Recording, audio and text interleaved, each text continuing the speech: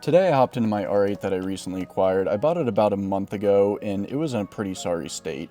It never really was running properly and there was just countless things wrong with it. In my last video we ran through all those and got this thing back on the road. Now that the weather's improving, I really want to go out and lay into it, but there's just a voice in the back of my head saying there's probably something else wrong with this car. It was really neglected when I first bought it, so I'm afraid there's just something hidden that could really come back to bite me. These cars are direct injected, so they're extremely well known for bad carbon buildup on the intake valves and in the actual intake itself. So given this is a low mileage car, I really don't think it should be that bad, but with how much neglect it's had in its past, I really can't be certain.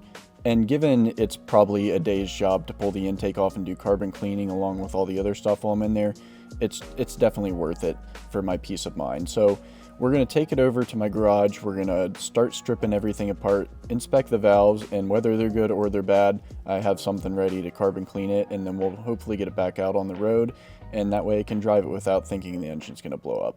So I actually am going to be doing the carbon cleaning on both my Audis and probably making a video about each one.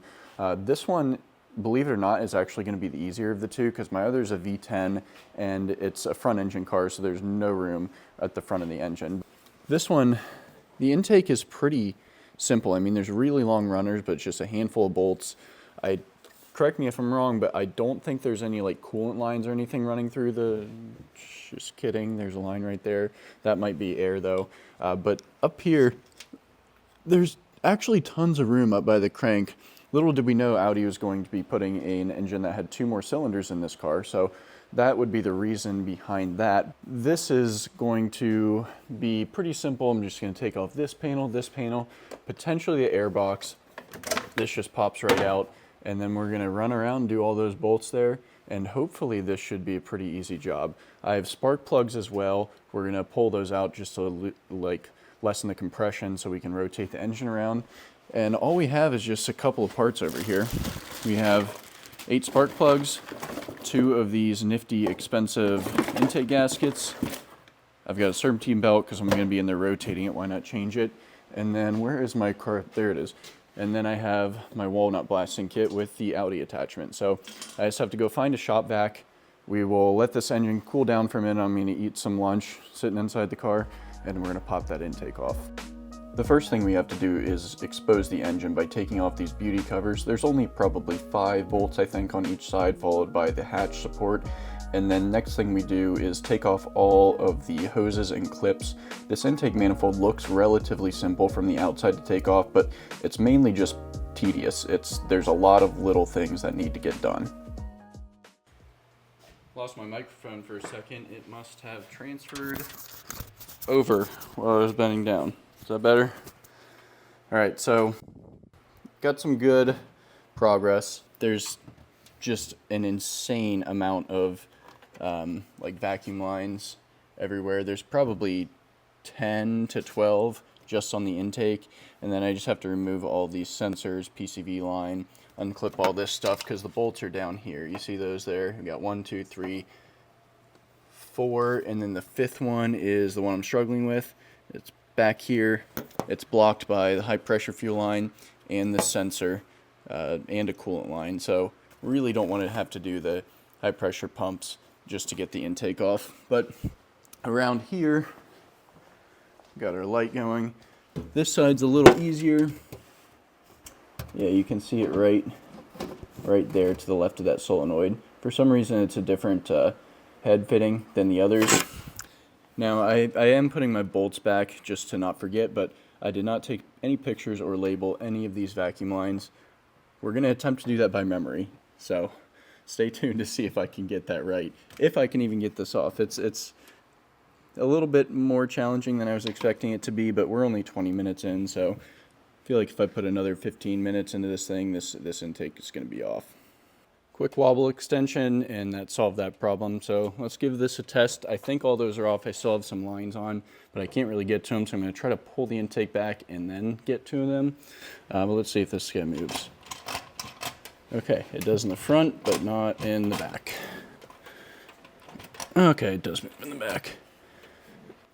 Let's get this back on a time lapse because I don't want you to watch me struggle with this thing. It's probably going to be a whole lot of wiggling and jiggling and pulling that off. And we will very soon see how bad 35,000 mile valves are.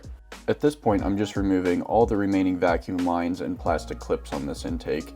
The front of the intake was relatively easy to access given there's a large gap between the firewall, but on the back there is an insane amount of vacuum lines running to this intake manifold, along with high pressure fuel lines that get bolted to the back of the intake manifold for support. If we look down here, these are where all the intake bolts are, and for some reason Audi could have put this mounting bracket to hold these, or like the engine lift bracket, pretty much anywhere, but they literally put each one directly above these bolts. I mean, they could have put it half an inch to the side and you could be able to reach these easily, but like literally every single one of them is blocked by something like that. So I think we're gonna have to take a lot more bolts off than I initially anticipated, but that's fine. We're just gonna kind of take it as it goes. And then down here, I've found it's going to be impossible to see, impossible to reach as well. There's a bunch of brackets holding the high pressure fuel lines to the actual intake. That's what was holding the back on. That, and then these little vacuum hoses on the bottom that look little, but they are stout and I cannot get them off. So first thing we're going to do is get the high pressure brackets off, and then we're going to try to lift the intake back. Well, one step back after we take all these brackets off. All right, it might be time. I still have those two vacuum lines, but it seems like I have got everything out, so let's see if it moves. Grabbing it from the back here. Oh, there we go. Okay, it's off the seats, so let's see what else I got. I got one,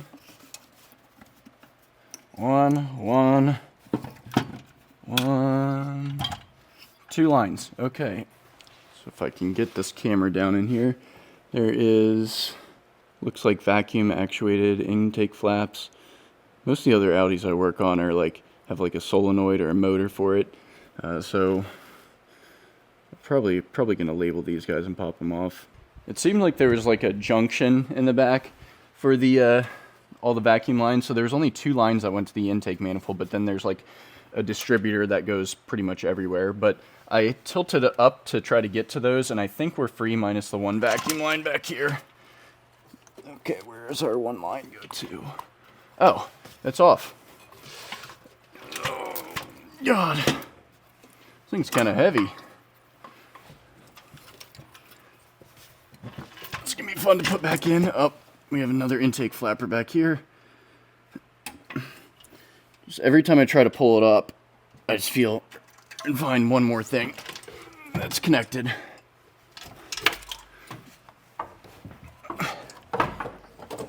We out? We are. Oh my God, this thing is way heavier than I expected. Let us dive in and take a look at those valves. Get these intake gaskets out of the way.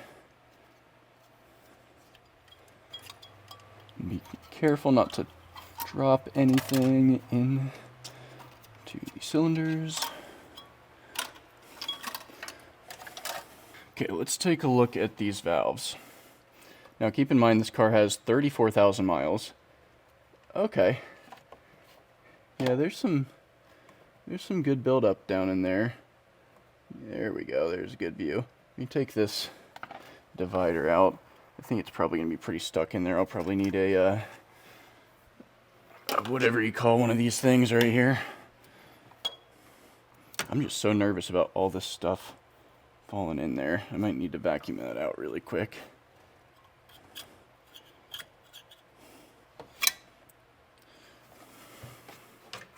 That's what that looks like. Just diverts the air with these flaps right here. Wonder if it'll actuate without me having the, yeah, there we go. That's pretty cool. It's pretty alien looking intake, really wild. It's got huge runners on it, which helps with the torque. And then we have these right here that kind of divide the air and push it back and forth. Just ensure that all of these are working before I step away. Yep, really dark in there because of all the soot and carbon, but those are working just fine. And now we can get a better look at our valves. They're pretty gross looking, actually. Yeah, that's 30,000 miles right there. Oh yeah. Those definitely need a cleaning. I wonder if I'm going to notice any performance gains out of this. I mean, it's not going to be anything like crazy, but I'm sure I will notice something. But you can see, like, that intake makes the car, or like makes the engine look like it's really high up in the car. But when I step back, look how low this engine is. I mean, they did a really good job of getting this thing down there for weight distribution and keeping the center of gravity low. But I mean, like the valley pan is like where your ass would sit in the car. It's way down there. That's super cool. So next up, I'm going to pull all these off, vacuum out all of these areas so nothing falls in. We'll tape those off, and then while I'm doing that, I'm going to pull all these plugs and coil packs to make it a little easier to rotate the engine over to get our carbon cleaning done. I'm pretty glad I did this now because some of this is actually worse than I thought. So these like sit right here to help divert the air coming in, but look at some of this buildup. It's like actually, let me see if I can chip some off with my hand. I'm lucky in my car. Yep, look at all that. That's wild. If you wait too long, this stuff gets really hard. Mine's like kind of malleable. It's almost like a mixture of oil and dirt, but I mean, I guess that's what it actually is. So next up on the agenda is to pull our plugs out. Let's see what we got here. Volkswagen Audi group. Original plugs, 14 years old. Gotta say, those don't look amazing. Now, if you saw my last video, you'll know that this side had some timing issues. There was a bad cam position sensor, and it was throwing off the whole engine. I'm wondering if that gave the car some fueling issues, because that plug looks terrible. It looks pretty lean. Throw that up there. This is the other side. Pretty bad as well. Original coil packs too. So this car's pretty much had no work done in this manner, so I'm glad we're getting into it. What is going to happen next is the actual blasting procedure. So this is the pressure canister, and we have a bunch of walnut shells in here. There's valves everywhere just to kind of control what's going on. Actually, just one of them popped off and shredded my finger. Basically sandblasted it, but whatever.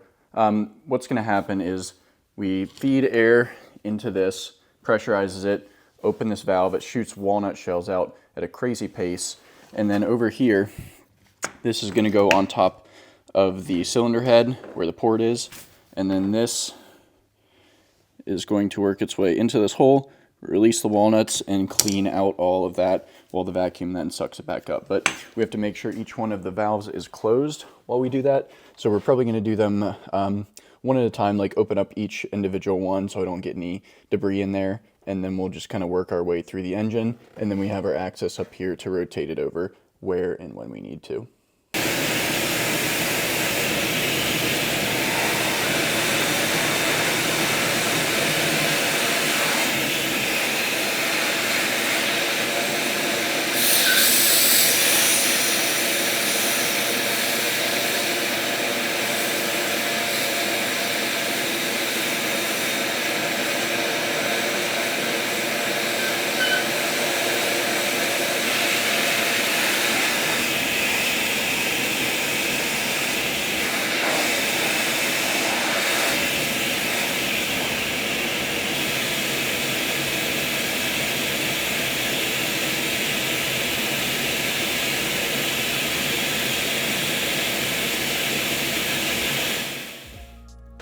These dividers sit in the port and help the intake flaps divert the airflow. These had some of the worst buildup out of anything on the engine.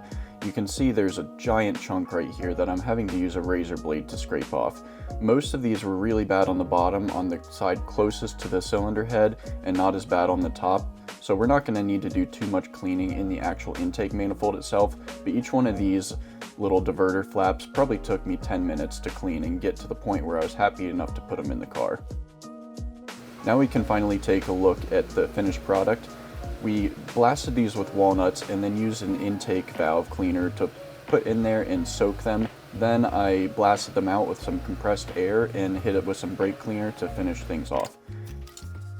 Now these flaps go back in. There's 8 of them, so we're just going to kind of skip through this process.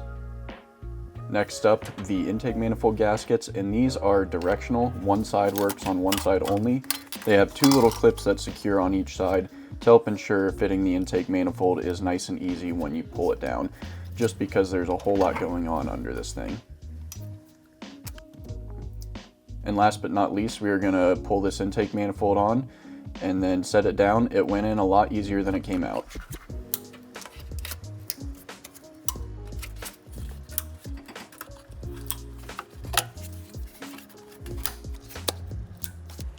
Eight new NGK spark plugs. I could have gone back to the Volkswagen Audi group plugs, but these will do. They're going to be just fine for this engine. And then after that, we're going to throw on all the coil packs. These are known to fail prematurely, but I have a ton of extra ones, so we're just going to put these back in here until something happens, and then when that does, I'll just throw a new one on.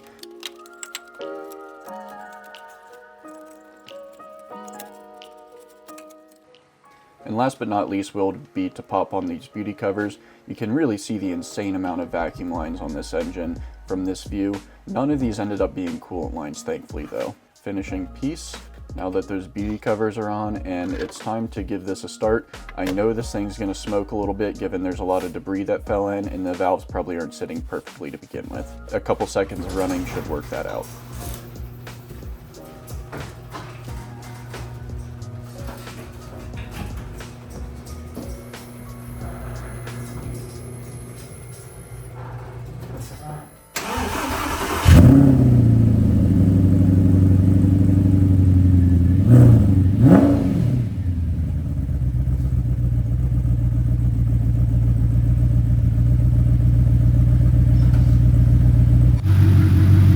Car first fired up, it was smoking pretty heavy, which I knew it was going to do because there's a bunch of chemicals and probably a little bit of stuff that got into the cylinders, but it was smelling pretty weird too, and it took longer to clear up than I was hoping.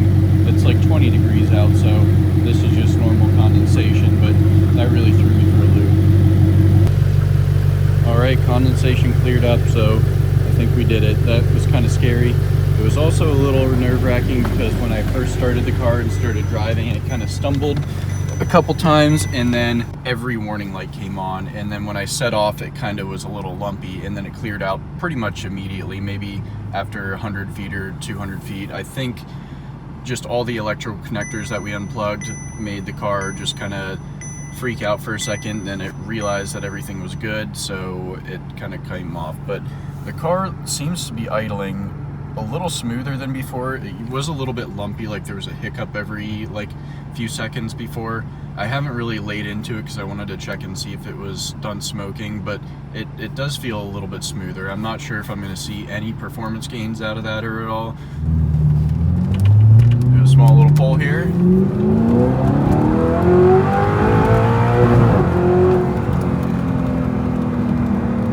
Okay, it actually does feel a little peppier. Like, not anything like insane, but definitely noticeable. That's cool. On to the next car. We got the S8 to do next. As you can see, I did not come out unscathed.